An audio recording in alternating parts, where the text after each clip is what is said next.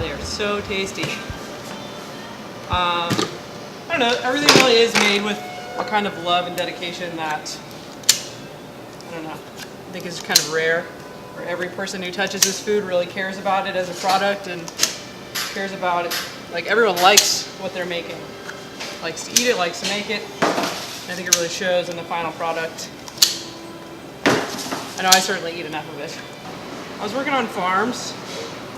I woofed for about 3 months before I moved back to California. So I was working on farms in different parts of the country, sort of seeing what small agriculture was like by participating in it. I feel like this sort of was a natural next step for me, going from growing the food to making the food, and just trying to find the most sort of respectful and ethical way to do it.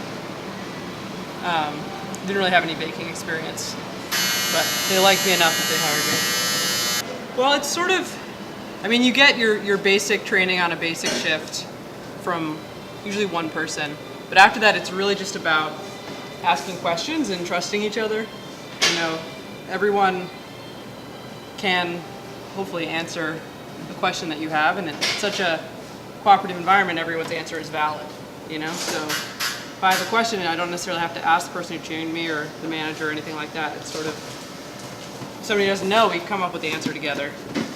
And it's sort of a nice learning environment in that way, because everyone is treated equal. The realities of being a worker owner. I think what a lot of people see when they come in, customers and, you know, the public see people working a job, working, you know, not 9 to 5 per se, but, you know, an 8-hour day.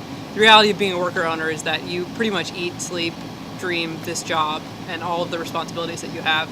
Like, I don't just work one shift a day. Afterwards, I, you know, do the parts of the finances and parts of the marketing, and it's really, you have to have the passion and commitment to work as long as it takes. And that's very different than the other service industry jobs out there, or my other friends who are baristas, where, you know, you work and then when you're done, you go home, you don't think about your work anymore. I definitely dream about, you know, new products and have nightmares about the espresso machine breaking and, you know, all of the joys and anxieties that come from, you know, your actions truly and deeply affecting your business and the livelihoods of yourself and, you know, the 13 other people who work here. It's a lot of responsibility, and the reward that you get from that is equally great. And you really have to learn to trust each other, which is like so hard and so rewarding as well, to really realize that you can rely on everyone. And that, I think one of the hardest things for people coming in is like, everything is a team effort. There's no one person who completes one task and that's it. It's always a conversation. It's always, there's, you know, a million things to vote on, but that structure is really what makes everyone's voice heard. And so really breaking down that hierarchy of one person will tell one person what to do and they'll do it. It's 4 people will sit in a room and hash it out until it's something that they can all agree on. It's very different than the structures of other workplaces that I've been in and that other people aren't in. I mean, it's real freedom. I mean, we vote on our wage, you know, from within the economic means of the bakery. We vote on how many shifts per week is required and all of that stuff. You know, we vote on vacations. You really, because we all respect each other and respect our free time as well as our work time, that you get that support to, you know, have your life and your work. Everyone here comes from a different background, a very different background.